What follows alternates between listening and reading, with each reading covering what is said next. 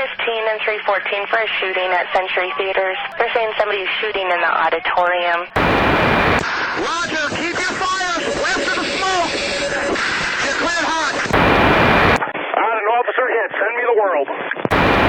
Don't go over that fence. Don't go over that fence. Grab the shotgun again. Welcome to Tactical Tangents.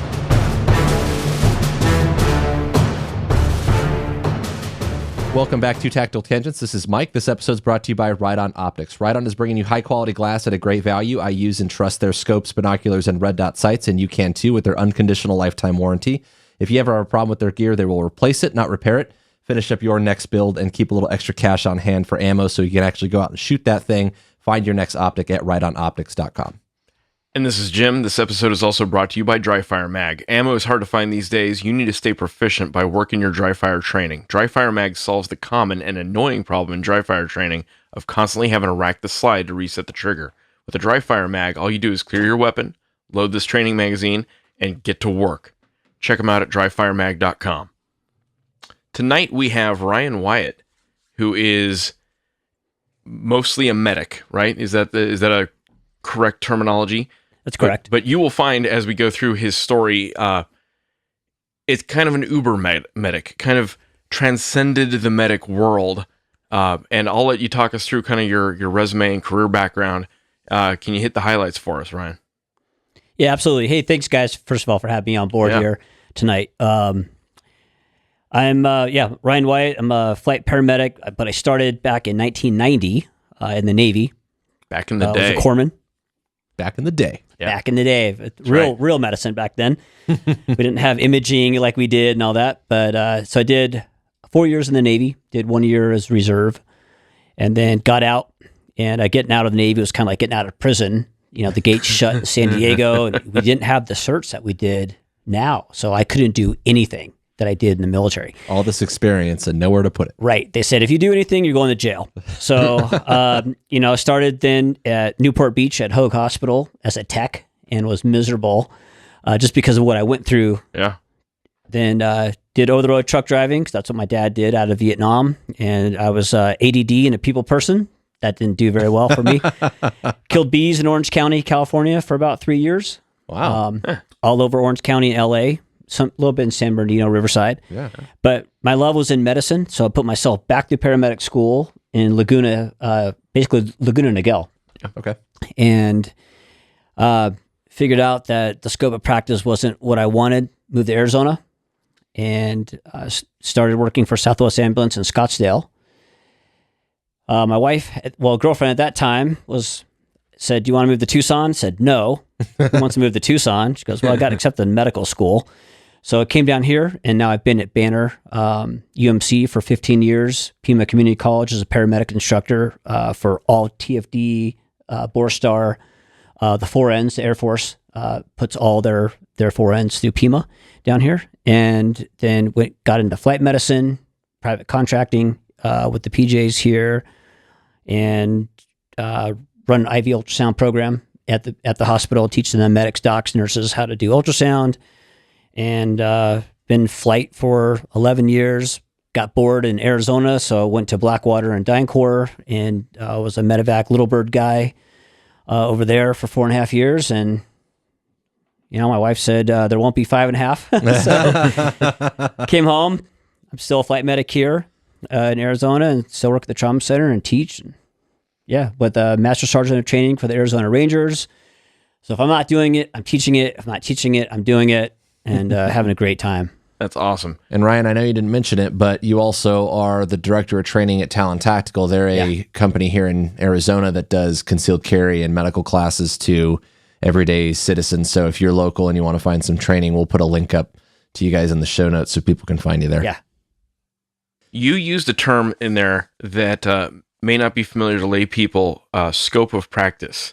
And it's important because of it's so wildly different in each of those things that you mentioned. Can you explain what scope of practice is and how different it is between each of those jobs? Sure. Your scope of practice is basically it's how you're trained, but it's actually what your medical director will allow you to do. So I'm a National Registry paramedic. and also an Arizona State paramedic, and a flight certified paramedic, and a tactical paramedic, the TPC. And so I have 5 different medical directors that I work for right now. On So, any given day. And a any given medical day, director, so- just to be clear, is like the doc who signs off on all the things that you're doing, right? Something like that?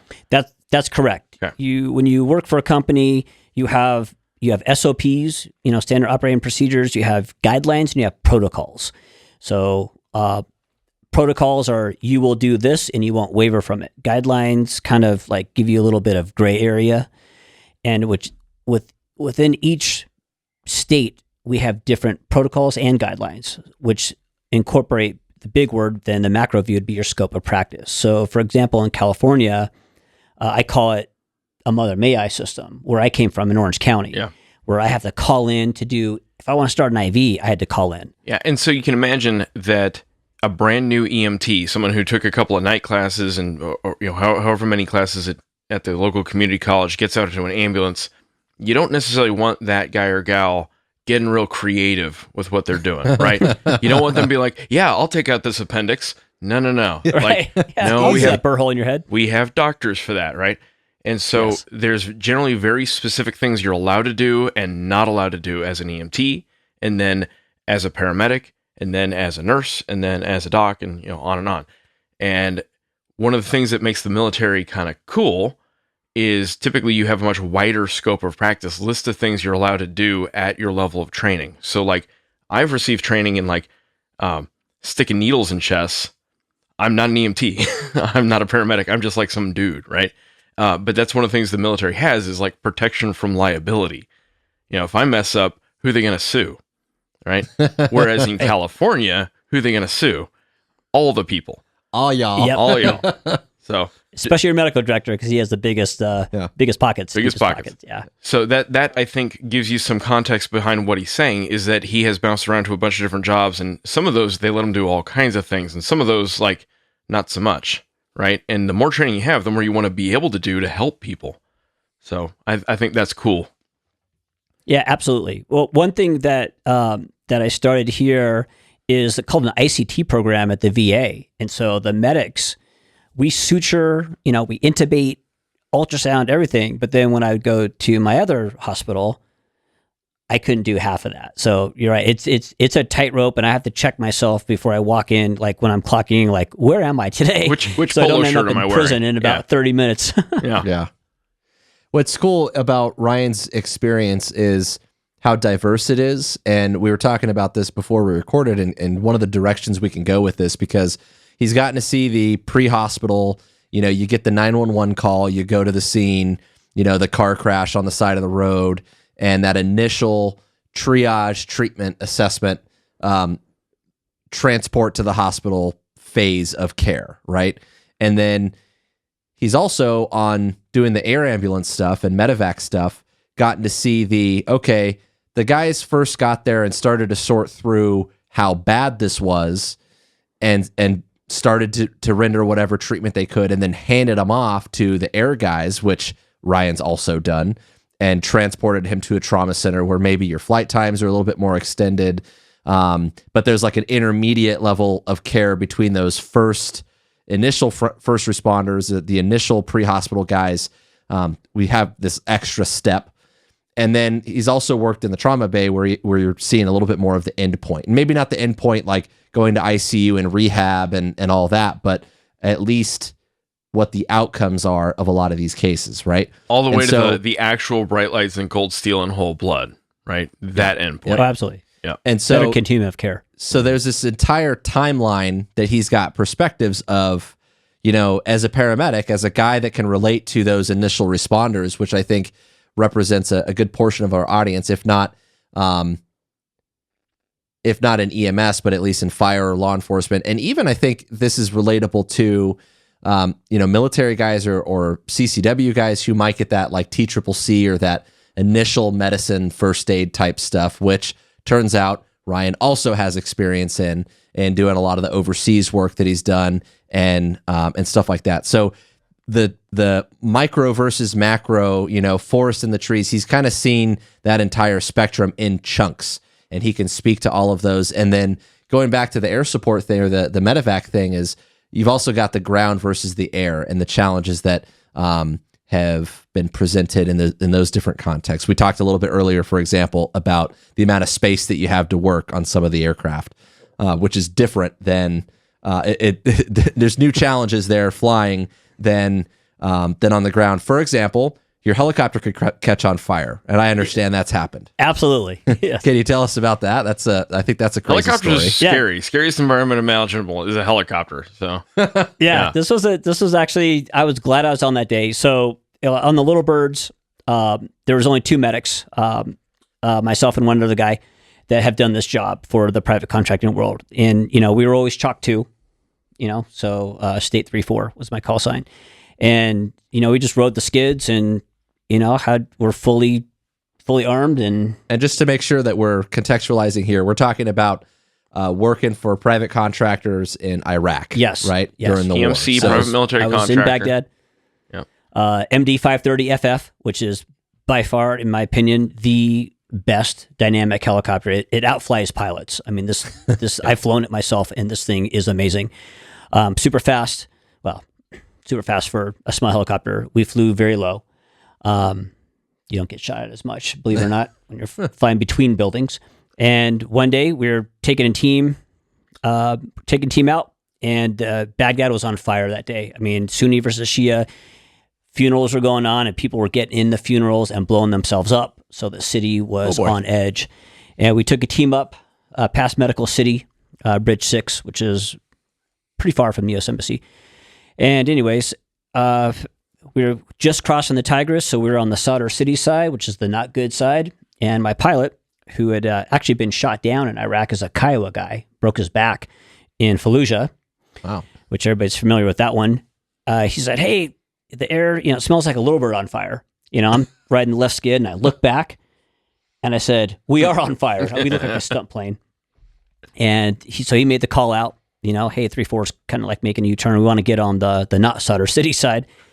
And as soon as we got over the Tigris, literally the aircraft felt, I've never felt this vibration before in my life. The whole thing was coming apart. And I remember all of us looking at the embassy way off at about our 2:00. And our other pilot, we flew 2 pilots, myself, medic, and then a crew chief on the right side. And the pilot said, "Think we'll make it?" I saw all our helmets. We didn't even answer each other. I just saw all our helmets shake our heads like, "Nope." And my pilot gave that sign he never wanted to hear in flying. And Jim, you know what that sign is? 3-4 going down, 3-4 going down, 3-4 going down. And I remember just looking out, I'm like, this is it. We're not going to make it. And we slammed it between literally a little street between cars on both sides of the road. We had probably 9 feet between each side, and he slammed it on the ground. Thing caught on fire. I just, left out. I put my med kit out behind a car and took up rear position on the left tail. I had the Tigers to my right. It's kind of majestic thinking about that. And my crew chief got the right side. Pilots did the front. And this Chalk 1 came to our X and was kind of hovering about. And I'll never forget this Iraqi guy just runs right past me. I mean, literally like 8 feet in front of me, runs about 30 feet behind my tail boom and looking at me through the front windshield of his car, digging in the front seat. So what do you think he's going to pull out, right? What do I think he's going to pull out?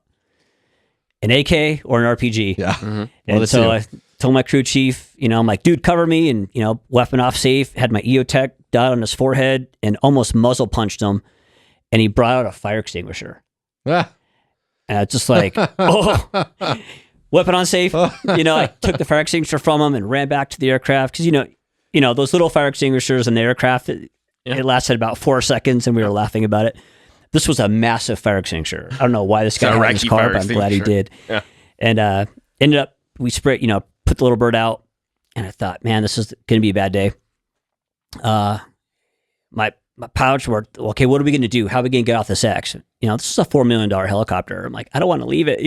This is my office space. Give it back to the taxpayers or the company, the insurance company. It was crazy. The Iraqi police guy comes up. His name was Ali.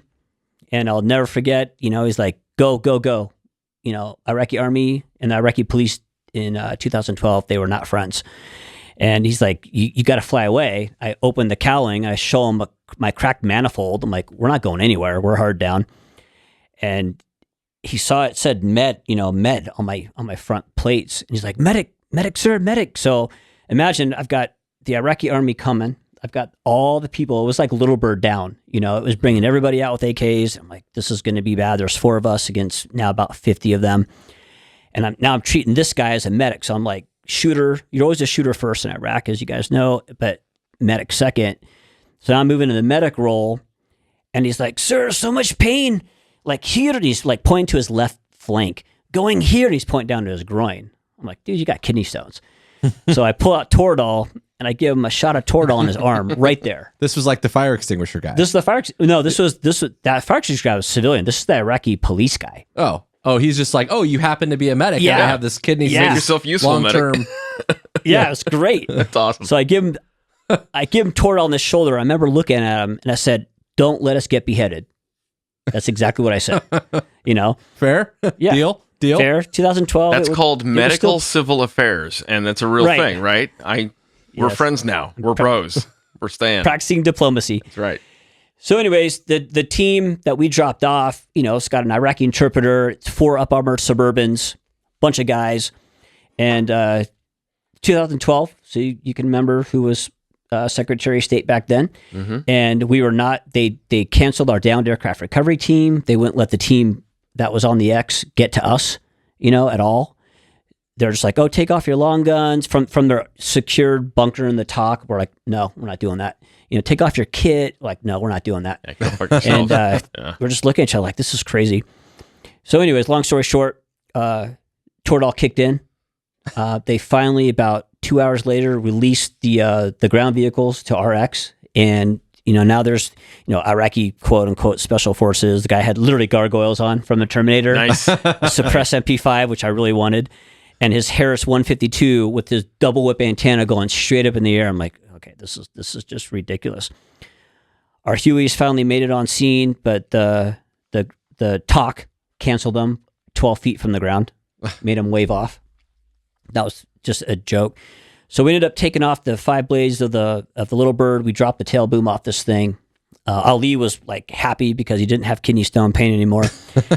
He was helping, calm the situation down. And about 8 hours later, we got back to the U.S. Embassy with our Littlebird on an up-armored Kenworth flatbed, taking out telephone wires as we're going down to Baghdad. Every checkpoint we'd get to, they're like, turn around. You can't go through here. So we were all thinking they're just setting us up, right? Yeah. They're going to get the checkpoint. They're all going to run. And that was it. So, I'm like, God, I survived this Littlebird going down. I survived this encounter. We're going to get blown up on the way back to the embassy. We finally made it back. That was the longest 8 hours of my life over there. And then you probably had to fly the next day, is my guess. What was that? You probably had to fly the next day. That's how we roll. I didn't because they made us, they hard downed us for about 48 hours, nice. To let us kind of decompress. Good. And we're all fine. Like, yeah, we're ready to go, man. I gave you the weekend off. Yeah, we're ready to go that day. But it was quite the ordeal, and Department of State was very happy that we recovered their helicopter. That's nice of them. Nobody got hurt. Not a shot fired, but it was through, critical thinking, calm, cool, collected, working through what's going to happen in 10 minutes. Where am I going to be in 15 minutes? Where am I going to be in an hour? Yeah. And lots of what ifs and game planning about what could happen. So there's a lot to could unpack. Possibly go wrong. Yeah, there's a lot to unpack just in that vignette, right? Like there was a lot that he just said. So first off, for anyone who doesn't know, a Littlebird helicopter is, if you've seen the movie Black Hawk Down, it's the little cute, sexy helicopters, not the big helicopters, right? One of the things about the organizations that fly them is the reason they fly them, among other things, is they crash good. And helicopters are dangerous. They're gonna take fire. They're gonna have problems. They're gonna crash sometimes. And so having a helicopter that crashes good is important. It's shaped like a ball. So depending on how it crashes, it can literally roll and dissipate some energy. His came down on the skids, is the way I understand it. Correct. But you'll notice that they started figuring out what they were going to do before they hit the ground, right? And as soon as they hit the ground, it wasn't, oh God, we crashed, what do we do? It was pull security, right? You don't get to ever just throw your hands up and be like, oh, we're effed. Because it's when you throw your hands up and say we're effed, that's when things really get nasty quickly, right? So you never stop thinking. You always keep working yourself through the problem. So I thought that was a cool story. Yeah, and I think that sets you up well for example, the guy that's getting out a fire extinguisher that could have very well been pulling out an AK or an RPG. Fog and friction and ambiguity, right? You don't know until you see what's up. But having that posture and training your sights on that guy so that you have an option if that's what he does, it all starts with that state of mind, I think. Mm-hmm. So, like I was talking about earlier, in addition to the different, perspectives of medicine that Ryan's got, and the wealth of knowledge and experience he has both on the air and on the ground, he's also got some tactical background as well. Can you talk us through a little bit about, obviously you spent some time in the Navy, but it sounds like a bulk of your tactical experience came from that time in Iraq. Absolutely. Doing the high-risk contracting thing, both doing, as I understood it, you did some dignitary protection stuff and then a lot of medevac stuff. That's correct. Can you talk about the differences between being an official military guy and being a private contractor? What are the similarities and the differences and the implications for you as a guy that ends up on the ground there? Sure. I'll tell you, being a contractor was the best. The rules of engagement were better. Pays better usually. And by better. Yeah. We had great equipment.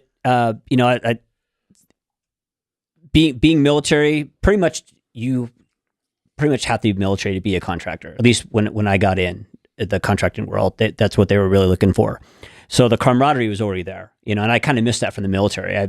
Besides Iraq and my Littlebird team, which there's only 27 of us, really, I've never found that camaraderie anywhere, and I'm still looking. I'm 49 years old. I'm still looking for that, and so that was one for the similarities. Just that is your brother, and you either want them in your foxhole or you don't. And there's no foxholes where I was, so there's buildings and helicopters, and vehicles. So that's why I went to Iraq, because in the Navy, I was a corpsman, so I didn't get to go to combat. My dad was in Vietnam for 3 years. I always felt I was missing that. So that's why I went, much to his dismay, and my wife's, I'm sure. But then, being over there in the contracting world, we supported the military. Everybody was my patient. Anybody was my patient. It didn't matter if you were a senator or, the vice president, or a Department of State guy, somebody that worked for KBR. It didn't matter. Even Iraqi nationals, our third country national people too. Everybody was my patient. So, like I said before, you're a shooter first, but I could just drop that roll really quick and give you a shot while holding my M4. And that's what I really liked about that over there is, I ran a clinic. So, my job was to keep my guys in country. We're highly paid as contractors. I know a lot of people kind of balk at that, but what we did with 27 guys would take probably the Army 270 guys to do the same thing. And we flew at 500 feet visibility, which Jim, not done very often, but we'd fly tower to tower. Hey, there's a tower 30 feet, chalk to 30 degrees up to the right, so we wouldn't collide and hit these things. And, if we had ticks, troops in contact, we'd go, and it didn't matter. So that's what I loved about the contracting world. We're kind of expendable, but it allowed us to do more things. It's funny when I like that part about the contracting world. It's kind of cool. Well, it was nice. If it fits you, if it fits your personality, it's awesome, right? And if you are really, really rules oriented, maybe less so. And that you got to know yourself. You got to know your personality, and a lot of it depends on which contract you're on. Is not all private military contracts are written the same. Sometimes they're looking for high level, high end soft background guys, and sometimes they're looking for mall security guys. And so it just depends on which job you're on. That there's a lot of variety, just like in the military. There's a lot of variety. Absolutely. Mm-hmm. Absolutely. And I was very fortunate. I was very fortunate to get in how I got in, from the two different contracting agencies that I was with. I just lucked into being pretty much the lead Littlebird medic guy, because I was supposed to go home. I was on the airfield, FOB Washington, which we turned over to, we don't have that FOB anymore. My program manager was a retired Army soft guy and said, "Hey, take off your civilian clothes. I know the Hueys are there to take you to BIOP right now. Put on a flight suit. Department of State doesn't think we could get these little birds off the ground in 30 minutes. I'm like, I stripped down. I'm in my, my 5'11" boxers. I said, give me a flight suit, size 42. And we got off the ground. And I remember having to call my wife about 2 hours later. She's like, wait a minute. If you're talking to me, that means you're not flying on a plane. I said, well, I'm going to be here for about another 2 months. That's a different conversation. Yep. And that kicked it off, and best job of my life. That's cool. So I want to back up and just talk about some of the medicine stuff because, like I said, this is cool because you have such a diverse background in all of these things. I mean, contractor, military, civilian, air, ground, medicine. I want to talk about the medicine stuff for a minute. And at some point, we should talk tactical medicine versus civilian pre-hospital. But just looking at being a paramedic, can you, from, I guess, 10 or 15,000 feet, give me your basic philosophy if you are a in-the-field paramedic versus what it's like in the ER, the trauma bay, versus... I guess we can include tactical medic in here as well. Like, what are your bullet points as far as like your philosophical differences between those realms? Sure. Well, I mean, first of all, we're all there for the same mission, right? And that's the patient. At the end of the day, as jaded as I can be sometimes, I'm a patient advocate, no matter who you are. That will never leave me. And that helps because I work at the trauma center, which we'll get to in just a second. But starting in the field, starting in the Navy, that was one thing. I mean, I was a medic in the ER in the Navy, but I was in Japan. So we also had to go out on the ambulance and go pick up, dependent wives, Interesting. Military members, car crash. I mean, you still crash in Japan, and it's just a bigger scope, like we talked about earlier. And then, being on the ground ambulance in California, Southern California, San Bernardino, and then, Phoenix, Mesa area, Scottsdale, that is literally you're the first responder. Besides law enforcement and EMS, you're the first responders. You're there. You're going in these houses that you can't even get into sometimes. There's just so much trash, so much dead crap. cats, and everywhere. Yeah. You're like, you come to me. Yeah. Almost like a mass casualty. If you can hear me, walk out towards me a little bit. I don't want to go this way. House. Yep. I think it would be mind blowing to a lot of like Americans to see how some people live. Amazing. Yeah, watch that show Hoarders, and I mean that's half of what you walk into. Yeah. You want an SCBA, a breathing apparatus, just to walk into the house, and then a tetanus shot for syphilis and everything else. Funny later. you mentioned that. I just watched a video of an officer-involved shooting where an actress in Pasadena went crazy, and they got in a gunfight in one of those hoarder houses, and just like it's one of those micro terrain, like maybe I can hide behind the dead cats or something. Yeah. Like. It was pretty nasty. Cover, maybe not concealment, but or the other. Yeah. I'll tell you, like one of the worst things as a canine guy and a SWAT guy is like when you go clear a house and you have to call one of those houses clear. You're like, dude, there could be a village of people in here. I wouldn't be able to get to them. Like Narnia, and like when your dog is climbing over stuff like that, like he's interested in everything, Oh yeah. So yeah, it's impossible to call it clear. But anyway. Yeah, I'm glad we can't smell with your canine can going to some of those homes, man. Oh yeah, I could already smell enough in a lot of those places. Yeah. So being on the ambulance was great. Gave me a very good perspective, and what it did tell me is I want to do more. That's what it always told me on the ground. I want to do more. I want to do more. And growing up in Orange County, my mom would drive me past Anaheim Stadium. Mm-hmm. We had Mercy Air back then. Yep. I remember being 7 years old, pointing to that helicopter, going down the 22 freeway, saying, "Mom, I'm going to do that someday." And sure enough, I was on the ambulance. Then I went to the ER. So I was working basically both jobs. And then, I love emergency medicine. My wife's an emergency medicine physician and a sports med doc. So she started as an EMT. We met on the ambulance. So think about that for a second. Yeah. And I'm still a medic because I love it. But then, getting it back into the ER was amazing. So now I got to see from the ground, bringing them in. So that made me a better paramedic because I knew what to anticipate. Yeah. Right? I knew what's going to happen. I knew they need to go to CT. I know they needed a certain size IV for contrast and imaging studies. So then going into flight was now I had the whole world, right? I knew ground, in the ER what to expect, and then I would bring that to my flight medics and nurses too and say, hey, let's improve our scope, working with the medical directors, and let's bring these medications because we know they're going to need this. And I always looked at it as from having and working with people like Dr. Tang, who've really taught me a lot, like I would anticipate now as flight, well, if I could do what I could do in my scope and get this done on the front end, the patient might be better off later, downrange. And, having that whole continuum of care, I think just really made it so much better. And then teaching, we have to teach the paramedics, but I kind of teach them at my level as well, because they're always intrigued about the story. I don't just read out the PowerPoint, like, right. Hey, with this, think about this ground level. I started in pediatrics as well. So you got, everything is just this big ball. Yeah. Did we talk much about the Dr. Tang thing yet? So we did an episode back in the day with Dr. Tang. I can't remember if I said this in the intro.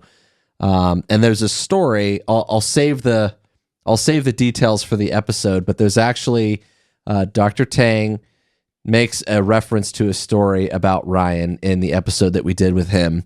They're friends. They work in the same place. So make sure you go find that Dr. Tang episode and listen to that. I can't remember if we mentioned that. No, but it was awesome. And I think he had great insights, and I think it's cool to get to see now from both perspectives, both the doc and on the medic side. Can you talk about your decision process for you said your wife went physician. What drove your decision about going physician or medic or nurse, or how'd you pick your track within the medical specialties? Sure. So I grew up in Orange County, my junior year of high school in Saratoga, California, which is up Los Gatos, really nice area. Nice. Got in a lot of trouble up there. So I moved to Arkansas the summer of before my senior year. So I went from a class of like 800 to a class of 27, right? Cocaine to meth. Oh man, it was, I was a blonde-haired, blue-eyed surfer kid from California moving to a town of like 144 with a stop sign. Wow. So it was like stepping back in time, literally. And I was just kind of like wrestling in high school there, and I got a compound tib fib. So my tibia came right through my left leg. I remember looking at the bone sticking out. I'm like, this is so cool. I want to be a paramedic. But I didn't know how to do that in Arkansas. There's not a lot of opportunity back there. And so after I was in a cast for 3 months, had to learn how to walk again, kind of. And then I had an appendix that ruptured. This is all my senior year. And it ruptured pretty bad. So when I woke up in the anesthesia unit, my stomach was open. I thought I was still in the OR. I'm screaming at the nurses. But once again, I was like, I want to do emergency medicine. This is great.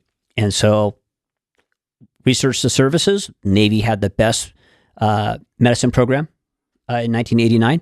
And that started off in emergency medicine. Luckily, I went, I rang the bell in BUDS. I didn't join to be a SEAL. But that compound tib fib really, really became a problem, doing all the running. Yeah. And my eyes weren't quite what they should have been. So I went right to the ER and I've been in emergency medicine ever since 1992. Kind of found your place in the world, right? Absolutely. Yeah. Absolutely. Do you have any advice for like a brand new EMT? I do. Be a great EMT. EMTs save lives, and I think a great BLS, which is basic life support, which is EMTs, make ALS, make my job even better and even easier. And, I've met some EMTs that have been EMTs for 25 years. And they are out. They're better EMTs than I know a lot of medics, right? Because they've just dedicated. That's what they wanted to do. But don't ever feel like you have to limit yourself. I mean, I started as EMT. We all did. You have to start as EMT to be a paramedic. And there's just so much to do in emergency medicine. EMTs in Arizona, Mike and I were talking. EMTs in Arizona can start IVs. They can drop airways. Allegedly. Yeah. So. But then aspire to be up. If you want to be a medic, I have no regrets being a paramedic for almost 25 years. Mm-hmm. And you talked about, the shift in your perspective in the hospital environment versus pre-hospital environment. Can you talk us through just some things that you've seen pre-hospital providers do that mess things up downstream? Like by the time it gets the ER, the trauma center, what can they do to make your life easier?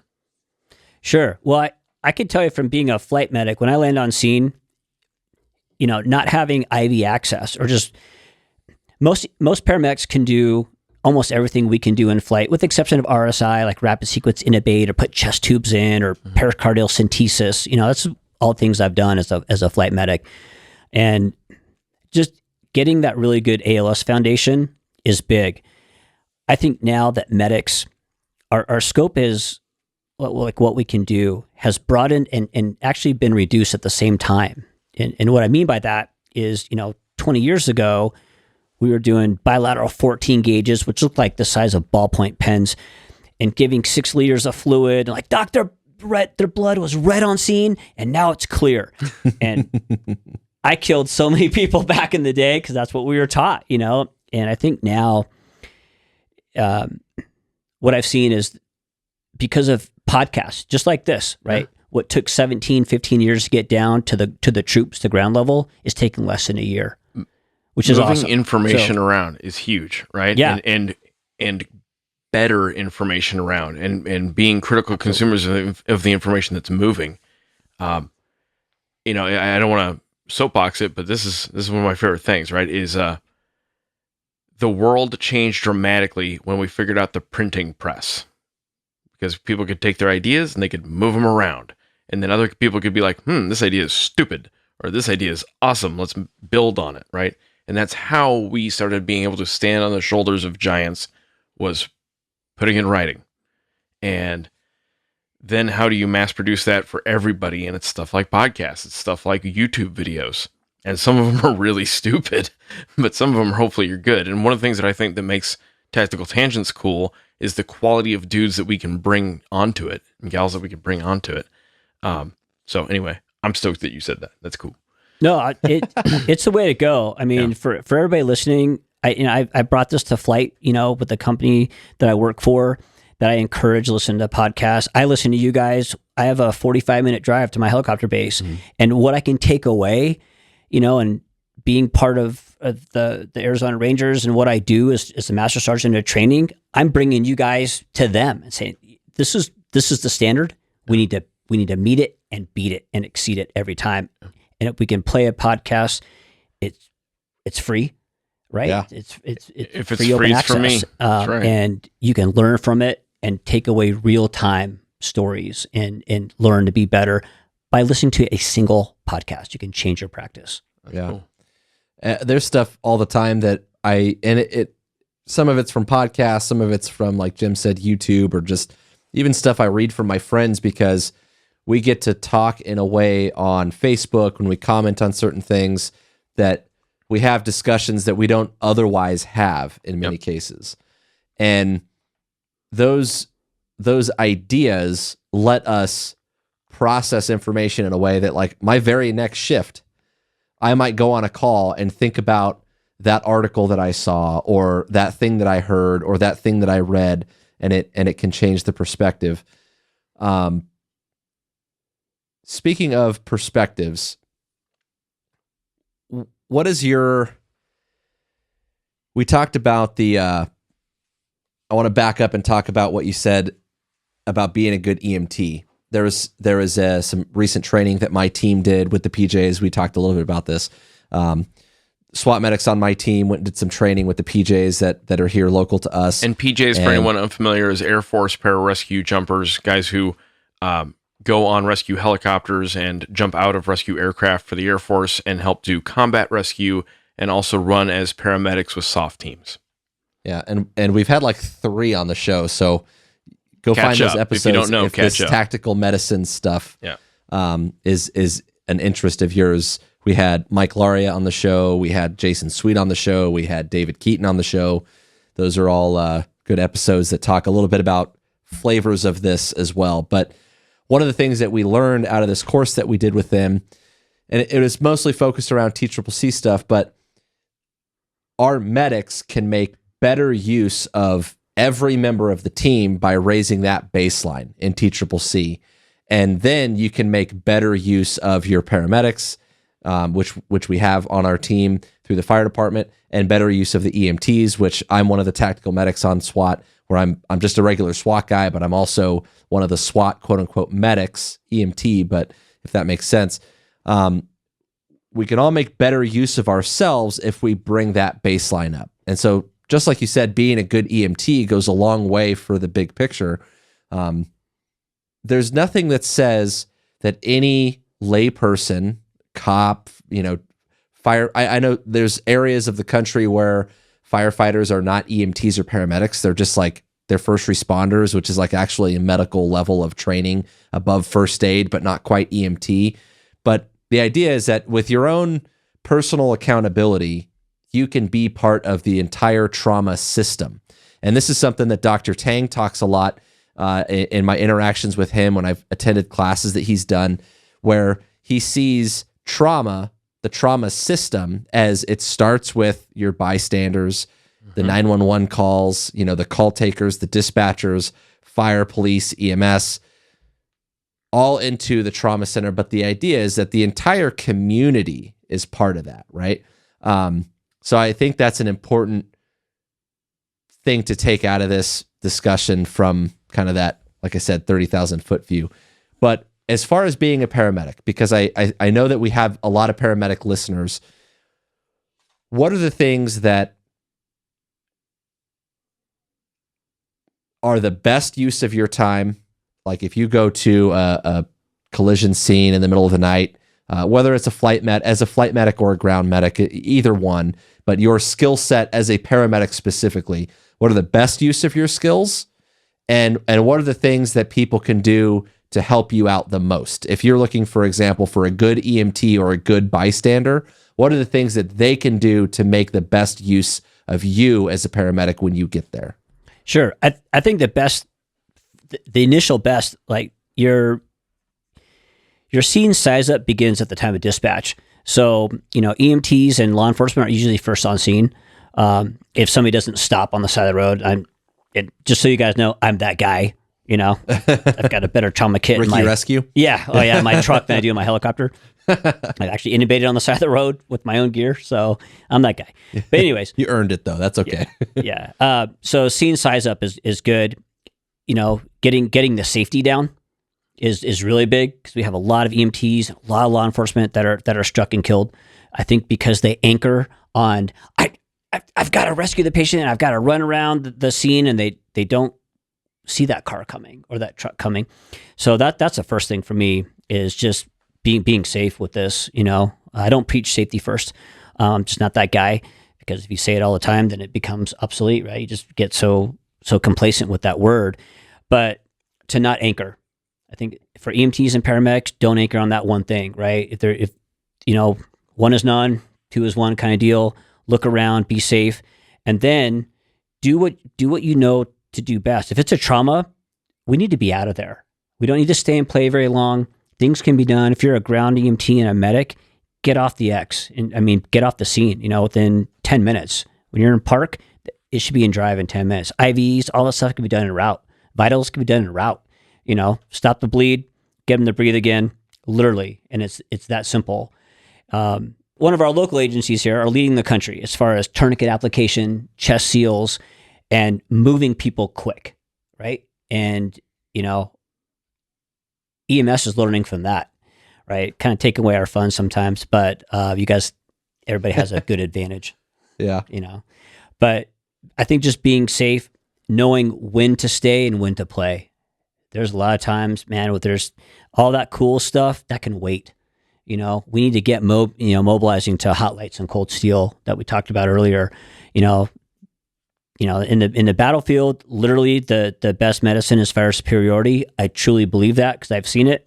But in the city, the best medicine is getting out of there and getting them to the surgeons, the emergency room physicians. If you don't have blood, they need blood. That's what people need. They don't need saline. They don't need lactated ringers. They need blood. And I think we've seen a good change with that. and training people. And, we've really come a long way. So that for the ground side is what you need. As an air guy, when I land, I want a missed report, which is, mechanism, injury severity, what you've done, your treatment. And I want it like 30 seconds because I'm being timed too on the air, right? We have fuel. My pilot might be bingo fuel. If we have an hour flight, we had to fly 30 minutes to the scene. I'm in an A-Star, guys. This is a very little, teeny tiny helicopter with 90 gallons of fuel, so we don't have a lot of loiter time. And so I want a fast report. I want an IV if I can. If you can do an IV before I get there, that's great. If not, I'll do it. And help me package. I'm a team approach guy, so I've never been the flight guy that kicks you out of the ambulance. I've been kicked out of my own ambulance before by flight crews. Hey, this is my scene now. I'm inclusive. Like, I need you to help me. We're a team here. And then when we get to the trauma center, it's the same way. I'll help unpackage the patient. I'm standing around. I know what to anticipate. Maybe they're busy and they have multiple traumas. So we'll hang out. I'll hang out. And I've done ultrasound IVs in my flight suit. Like, hey, do you guys need an IV in this trauma bay real fast? I'll do it, and just help that continuum of care and get that patient where they need to be. There's two things that I want to highlight and kind of reiterate and make sure that I heard them correctly for anyone that's listening and heard all of that.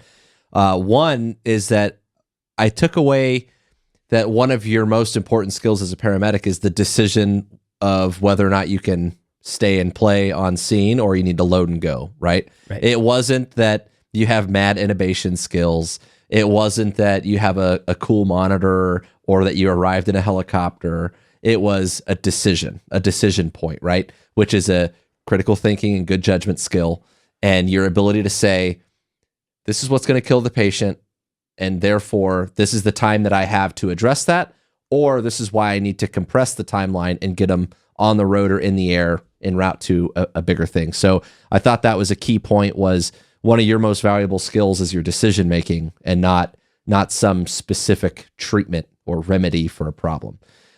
The other thing that you said was you talked a lot about scene size up there. And that again is something that I did kind of a primer episode on TCCC, Jim and I both did, where we talked about just some of these foundational concepts, and we went over March and what that means for patient assessment. We talked about some basic TCCC principles, and I spent a lot of time talking about scene size up stuff because, as Ryan mentioned, that's stuff that starts in the initial dispatch, which means that if you are the first person on scene, one of the best things that you can do to prep the medics that are coming to help is get the good information that helps with that scene size up. So I think those are critical points.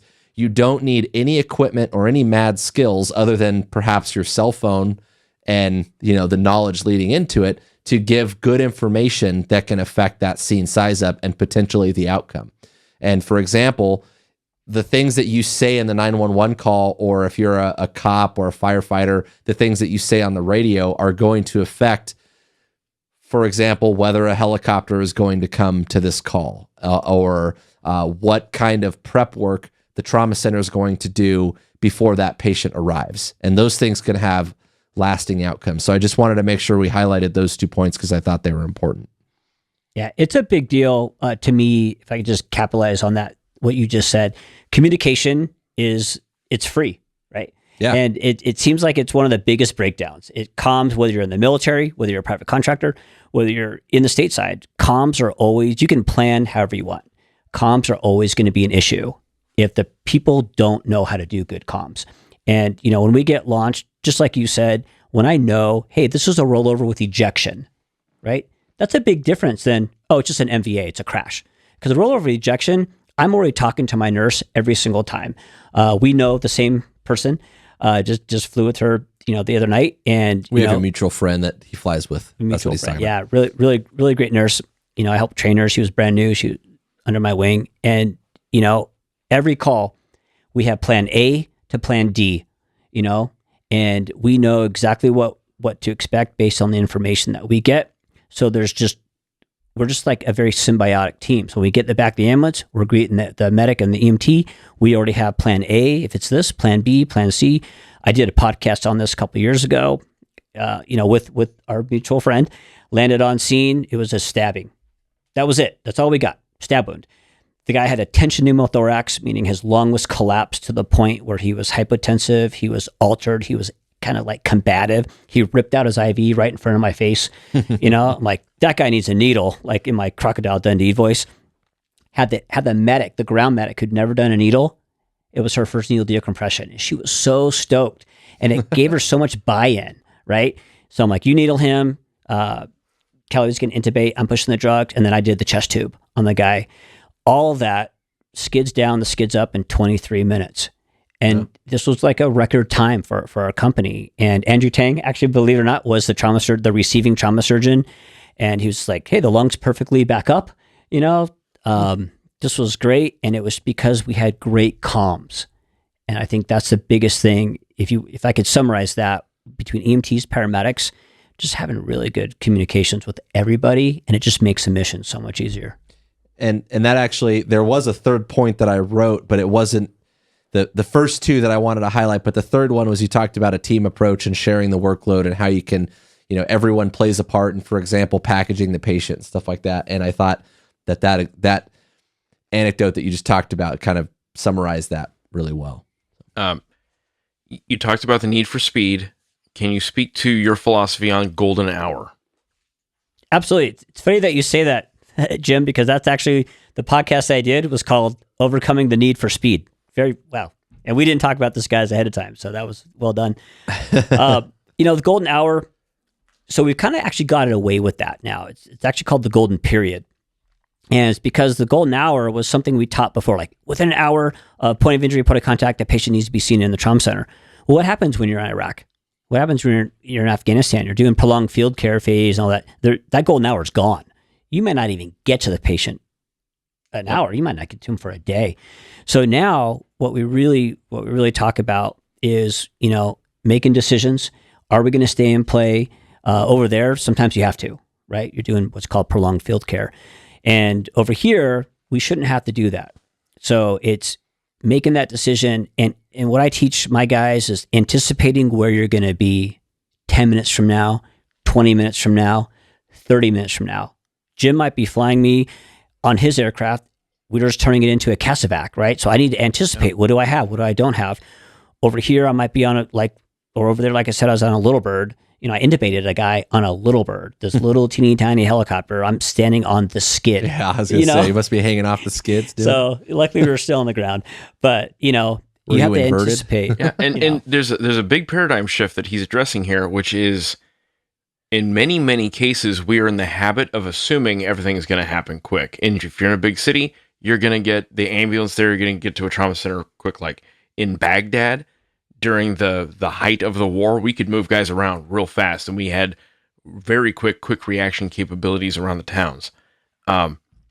As we withdraw, hopefully, eventually, someday, from Iraq and Afghanistan, you're going to see less and less support and less medical support and less transport support. And then when we think about all the places in the world where we might fight, all across Africa, it turns out Africa is a really, really big place. Like, it's hard for us looking at a map to comprehend.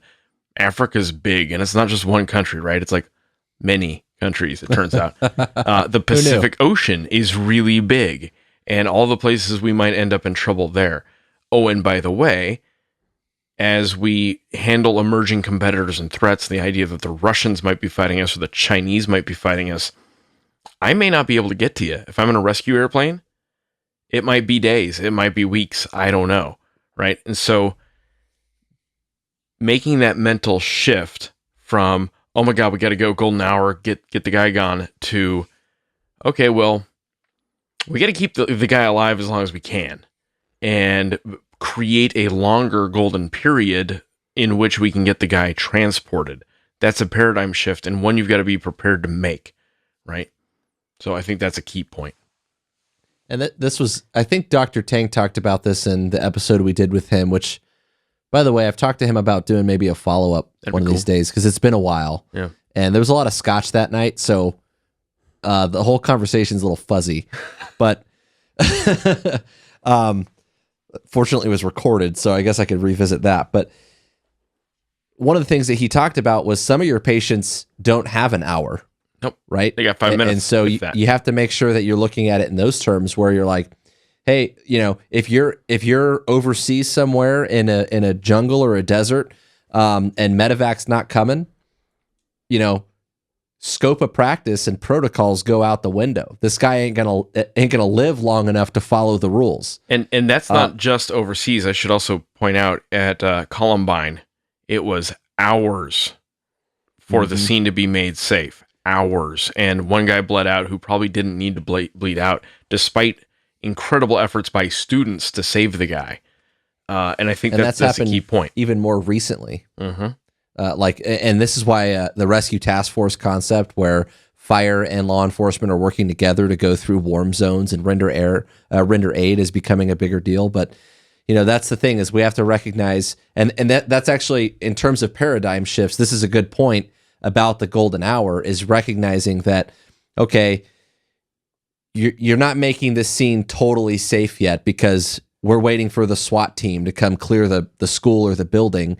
But meanwhile, there's a guy that's like 30 feet inside the door that's bleeding out that we can save. Like a tourniquet will save that person's life. But we have to get, those, potentially the fire personnel to wrap their heads around, okay, it's not totally safe, but it's safe enough that we could probably make hot zone, a limited cold entry zone, or warm zone, right? Yeah. We can make that limited entry, get to him, and either render aid or evacuate him, and that's life-saving because he doesn't have the amount of time that we're asking him to have. Right? So I want to shift gears on you. Ryan, can you talk to weirdest thing you saw medical-wise in Iraq? Oh, are you guys ready for this? Send it. All right. So it's about midnight, and, we get on the Littlebirds. And so they page us out about midnight. Hey, Littlebird, medevac. And this is a combat zone. I mean, you get shot at night. In a helicopter in the daytime, you don't know, but at night you see those tracers going right. It's like Star Wars. And so I'm like, okay. So I get on the horn with the TOC. I said the Tactical Operations Center. I said, hey, what's up? Like, well, we can't really tell you about the patient. I'm like, I'm calling BS. You can tell me. I gotta fix him. I'm the boss. I need to know, and my pilots want to know. Like, we're not going to tell you. And I said, okay, send him this way. We're going to keep the mission moving, but I'll get more intel. My pilots want to know, right? This is military. This isn't civilian medevac. Yeah. So the guy gets here. So I get on the phone with the doc, at the embassy, and I said, okay, hey, doc, what's up? And he goes, well, the guy slipped on a shampoo bottle about 2 hours ago.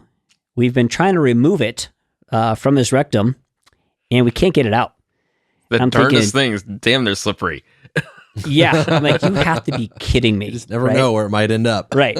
This is midnight in a combat zone, and I'm going to fly a guy with a shampoo bottle in his rectum. And sure enough, my pilots are begging to know what's going on. I'm like, that's HIPAA. You don't need to know this right now. I don't want to tell them because I don't want them to do anything crazy in the aircraft. And we flew this guy with a shampoo bottle up his rectum to the cache so it could be surgically removed. I thought I'd never see this guy again. 3 days later, I'm at the DFAC, basically our chow hall, and two people in front of me is this patient. And I'm just looking at him. He doesn't know me because, we were called the men with no faces with the Littlebirds. We were covered up with, everything. And I'm looking at this guy. I'm like, I can't believe you're still here. And that was the weirdest thing that I've ever flown in Baghdad. I never thought I'd see that. So like when you're, 25 and you're like, I'm going to go be a high risk security contractor in Iraq. It's going to be badass. I'm going to fly. No pun intended. I'm going to fly on a Littlebird. You better be prepared. Yeah. He was the most well-protected foreign body object I've ever treated in my life. What about weirdest thing you've seen in CONUS? Here, oh man, where do I start? At UMC. I work at a level 1 trauma center with a lot of psych.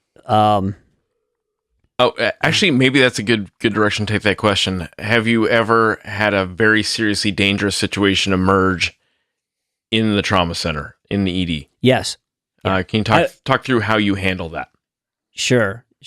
And I've got the weirdest one if you want to know Send that it. one Yeah. in the Go trauma with it. center. Yeah. So we get paged out, hey, we need medic and security over to this patient. And it was a psych lady in our psych zone. And she had cut her right calf and her lower leg completely open. I still don't know how she did it. And she was scooping. As I walk up, she's sitting on the gurney. She's lifting up her hospital gown with her left breast exposed, and she's looking straight at me. She's scooping with her left hand into her calf, the right calf, with blood, rubbing it all over her left nipple and looking at me like Silence of the Lambs, just going. And I was just mesmerized. I was frozen looking at her like, this is the most amazing and bizarre thing I've ever seen. And she didn't seem to be in pain, and security were looking at each other. We watched her for probably 2 or 3 minutes before we actually restrained her. And I love this woman. It was great. It was like, she was tough. Girl.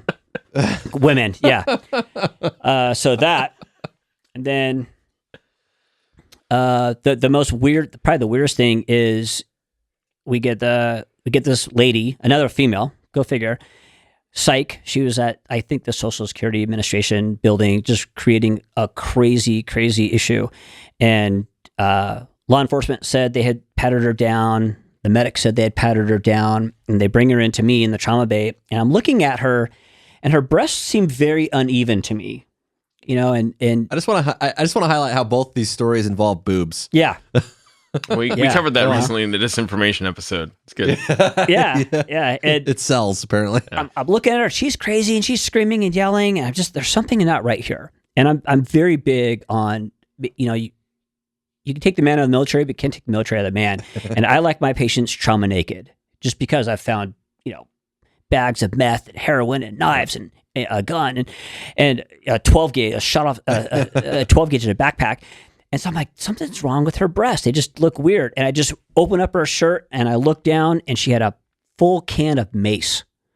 Actually pink mace had the little breast cancer awareness thing on it. And I pull it out. The irony. The irony. I'm looking at it and I point it to the medics. I'm like, what the hell, guys? Like, she went through law enforcement. She went through about a 10-minute ride in the ambulance. Like, if this woman would have deployed that in our trauma bay, she would have shut down her whole trauma bay, And I could write a book on what I've found in people. Yeah. Yeah. Yeah. That's bizarre. People are crazy. Yeah. Well, that's good. I asked a nurse once about, weirdest thing they've found. And of course they have files of weird, almost always rectal issues and foreign bodies. And one of her classic stories was somebody got a vibrator up it, and the nurses tried to help, and they tried all their methods to get it out, and it wasn't working. And they're like, we got to call in the doc, and the doc comes in, and he checks it out. And he's like, I got good news and bad news. The bad news is you need surgery. We're taking you upstairs. We're gonna have to cut this out. The good news is I can change the batteries right now. Yeah. Yeah. We pulled out a peanut butter jar. We had a bet whether it was creamy or chunky. I lost the bet. He actually had a full-size peanut butter jar up there. Impressive. Yeah, it was very impressive. Yeah, and we pulled it out in the ER. Wow. We didn't have to take him to the OR, believe it or not. It was very bizarre. So I'm going to shift gears away from the buttholes real quick. This is Tactical Tangents. Yeah. Oh, yeah. Advice you would give to all cops or all military guys as far as medical training, what they need to have or know or be or do. Like, do you think every cop needs to have a tourniquet on them? 100%. I actually will see everyone, whether it's sheriff, our local agency, and I'll look at their belt, and if I don't see a tourniquet actively on their belt, I'll mention it. I'll say, hey, look, man, there's very few things that save lives faster than a tourniquet, right? And I will charge everybody listening to this podcast right now. It's going to be a very bold statement. I will charge anybody listening to this podcast, get tourniquet training, learn how to stop the bleed. Anybody can apply a tourniquet. Good Samaritan law protects you. don't ever apply it around their neck naturally. But anybody listening to this podcast, they deserve it, right? Nobody should die from controllable extremity hemorrhage. It's so easy to do, Jim. Learn how to use that tourniquet. If anyone at my agency's caught without a tourniquet on their person, they're going to get cut. Yeah, by me, and then you have a tourniquet. Here's training. What would you say to people who are like, well, you can just improvise that. I could just use my belt or my shoelaces or something. Like, what is your thought toward that?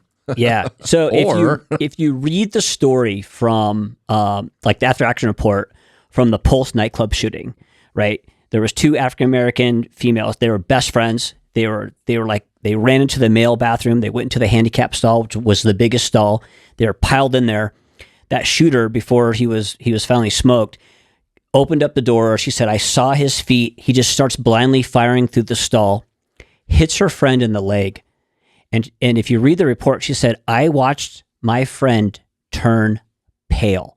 Okay, this is an African-American lady that turned pale. Think about the blood loss. And she said, I felt so helpless. And I'm thinking, oh my God, I've heard of women using, actually here in Tucson, a nurse used her thong, her yellow thong, to put it around a guy's leg from a motorcycle crash. It wasn't effective. But, bra straps, a soft belt may work. A thick leather belt is not going to be a tourniquet, guys. And tourniquets are not expensive. Nope.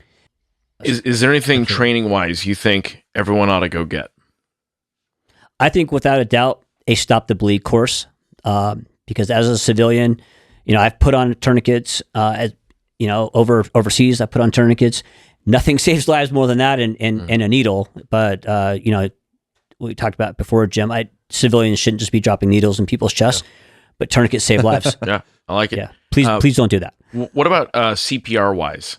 I imagine you've done some CPR in your day, like actual shit, like bring people back to life resuscitation. Especially during COVID.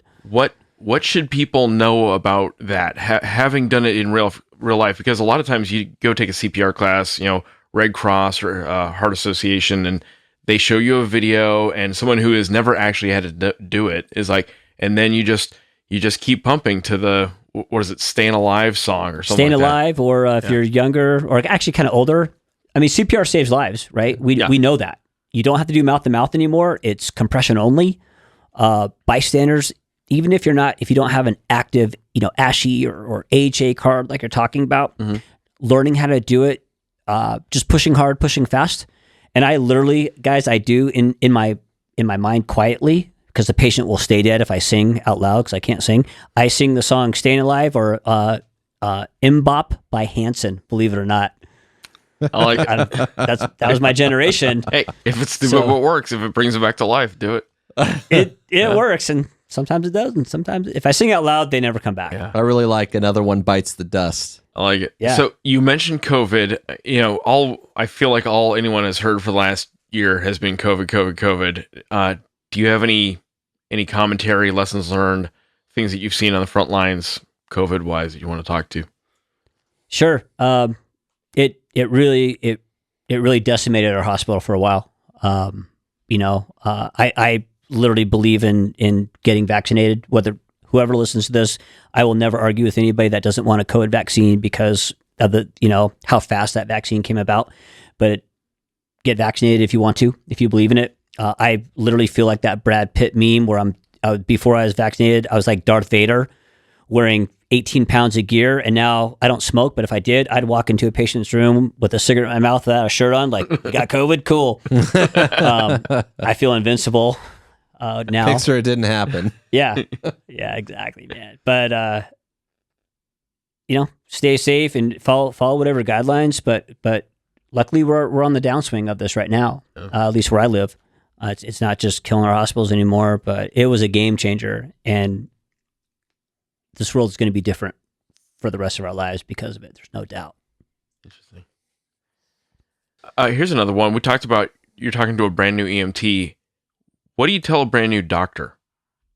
Someone who is, so it's funny, fresh into the ED, whatever their first internship or fellowship. It's a teaching intern. hospital, so this should be a good question. So our programs, our emergency medicine program's a 3-year program here. And, I'm very involved with our medical residents, just because I train them, I'm the lead ultrasound guy. So, I'll take a resident under my wing. Believe it or not, and I did this with my wife when she went through medical school.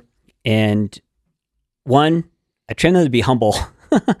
You have to have humility, but I really stress that training should be the hardest thing that you do, because if you can picture it in your mind, 5,000 times, then when it comes time to do it, you're just actually doing it, right? You can get that muscle memory down, but I really preach advocacy.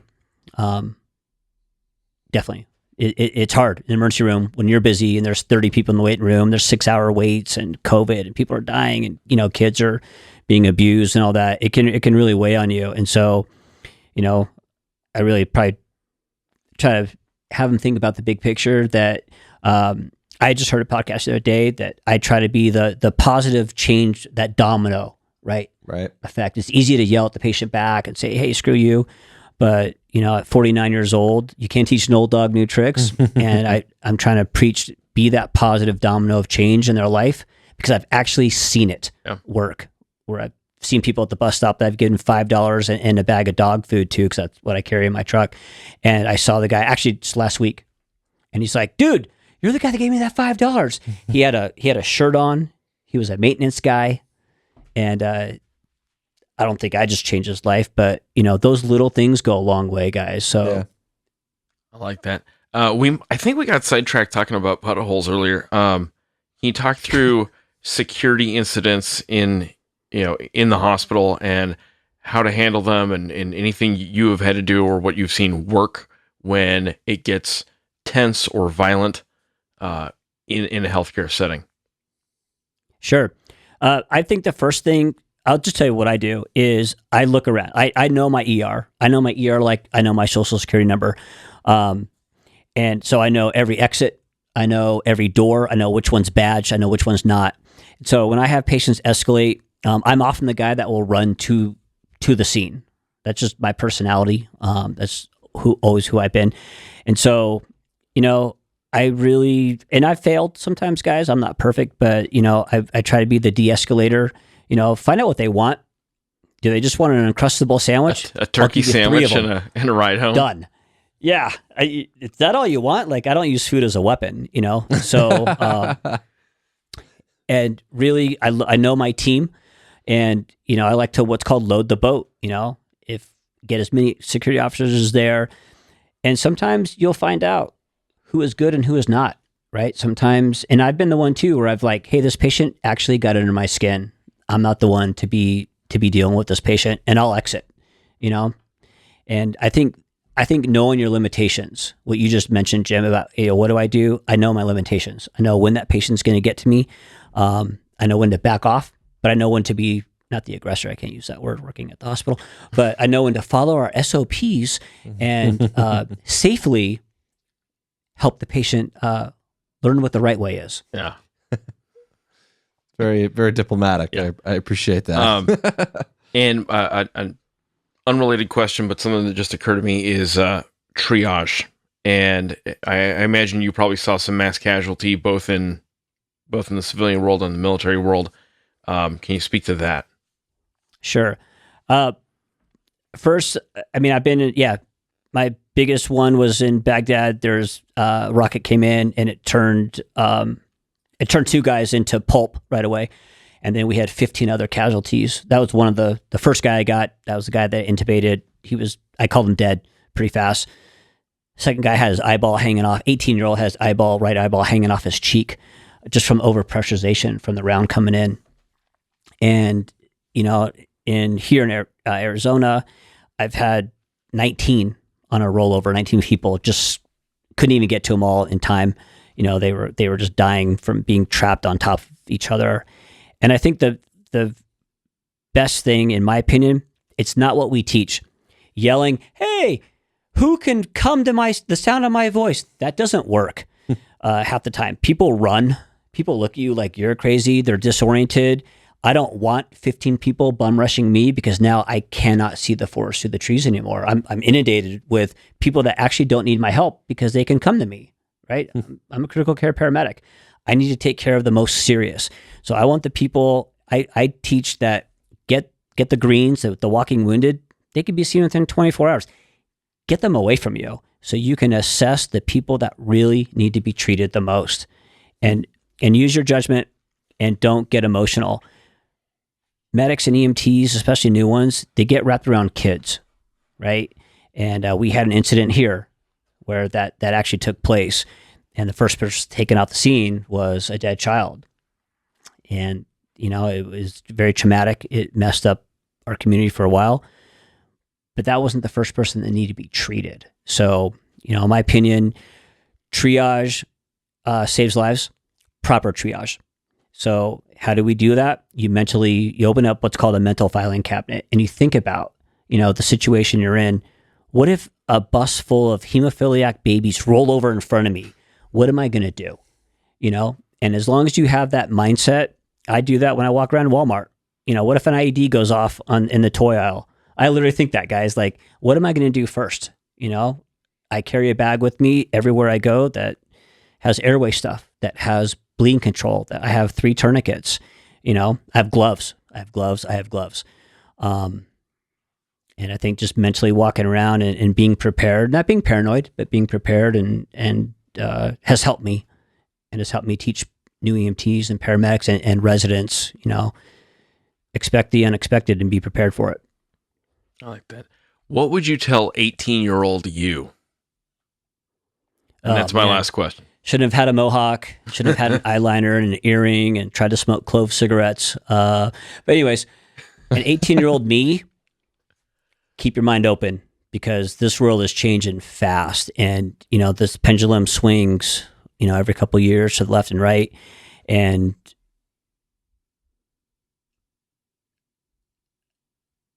I would say I should have been a better student. So an 18-year-old, nowadays, go to college, or find a good trade. I never went to college, guys. My wife, 13 years of school, and, I had a year of paramedic school and, a year of critical care flight training. And, I probably can't do algebra, but I can save your life. Do med calculations pretty quick. I can't do algebra either. Yeah. Okay. You're in good company. Yeah. Yeah. And what's algebra? I can't even. Yeah. I think just find something that you're passionate about now and do it. A lot of people look at me and say, "Man, your wife was an EMT and now she's a doctor and you're a medic." I'm like, "Yeah, but I love it. I love it. I love teaching people." You got to find your spot, right? Like, you got to find your spot. Yeah. And they're different jobs. You can't, personality-wise, I think there's a big difference between being a physician, and it's not one is better than the other thing, but that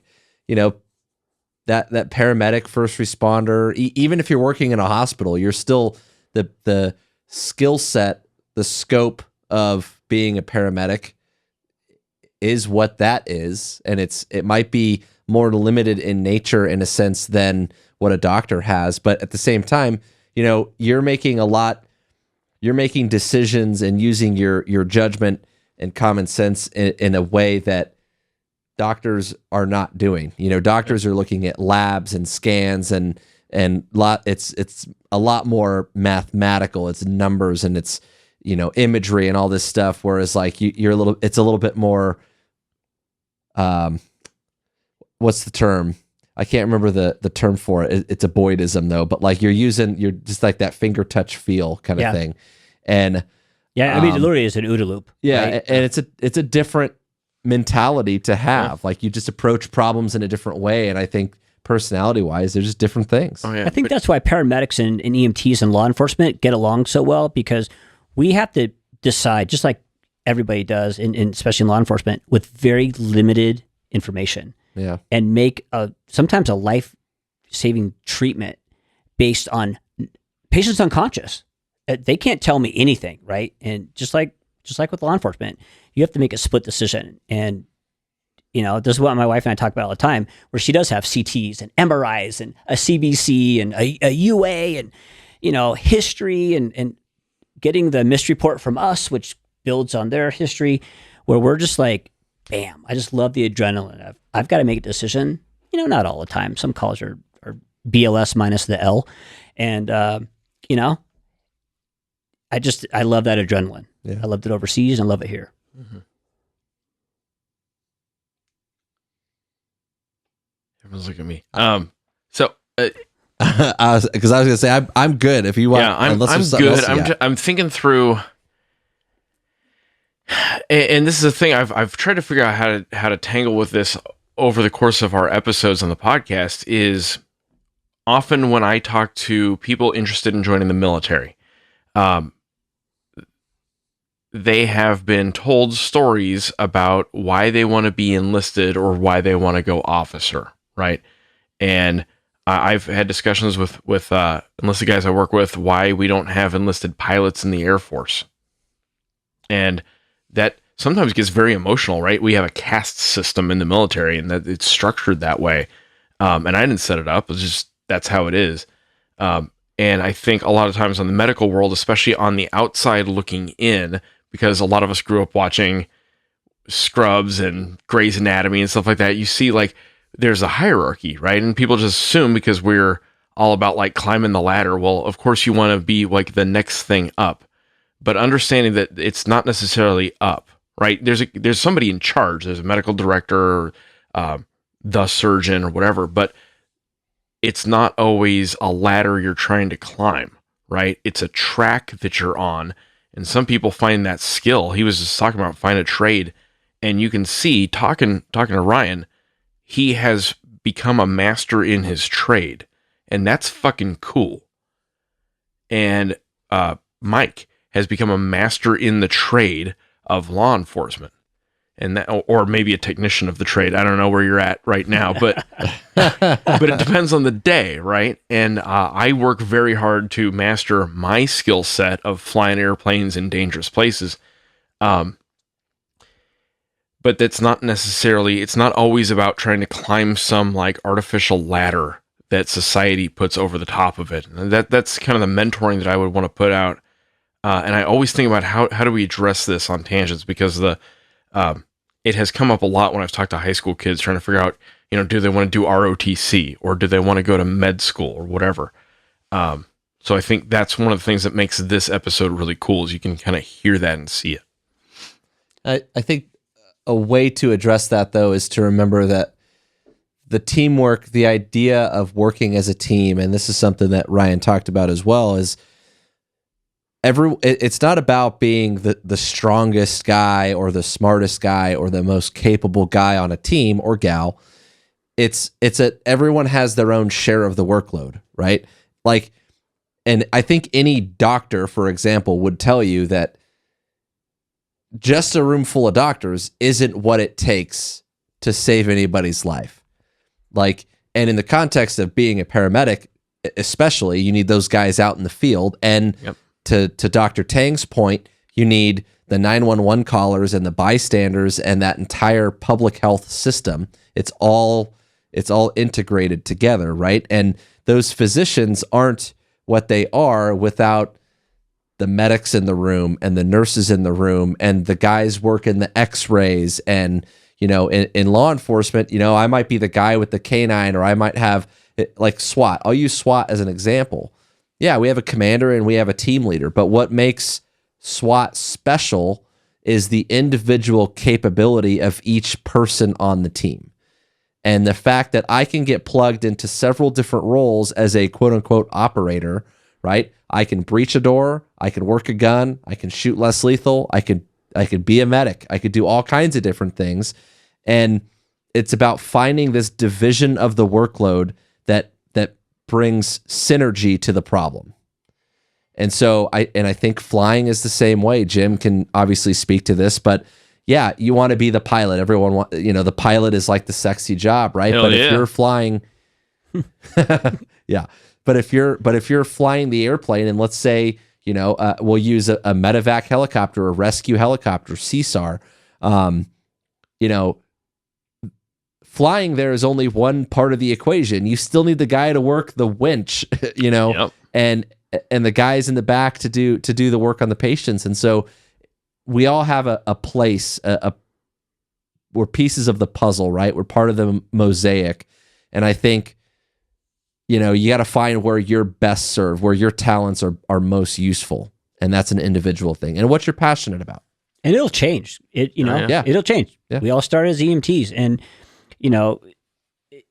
I kind of like being on this with you guys because I'm kind of like a little bit in both of your worlds, but not as you guys, right? So my pilots, we have the best crew resource management, CRM. My pilots help me package my patients. My pilots help load the patient, help get their belongings. They have called the family members themselves before. Like, you could take their patch off and my patch off and nobody would know who's the pilot, who's the medic. We're so simpatico.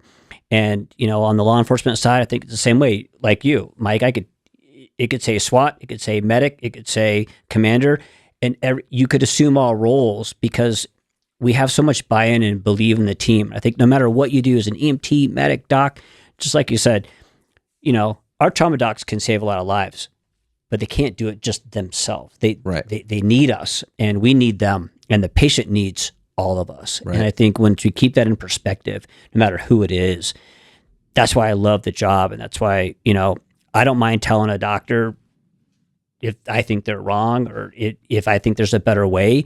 I do it respectfully, and I get that respect because I have buy-in, and because I never have ever said in my life, I'm just a medic. No, I'm not, man. Somebody that can help you and be a good team member. And the military really taught me that. Yeah. There's a tangent I want to take on this. I know we're wrapping up, but it's important. Is there's more than one hierarchy in any crew, in any team. There's the official formal hierarchy, whose name is on the orders, the bag holder, whatever you want to call it, the chief, the buck stops with somebody. But that's not always the person who's in charge for any given task, right? And in my community, there's the hierarchy of who's the most experienced, has the most hours, is the most qualified in the aircraft, who's the cool one, who's the one who social capital is sure. competent. And one of the things is it doesn't really matter where you went to school or whether you went to school. What matters is, are you competent? Are you good at what you're doing? And do you have the credibility that comes with that? And credibility is currency. It's the currency of leadership, right? And you can tell talking to Ryan, like, when he talks with credibility. And when he talks, people listen.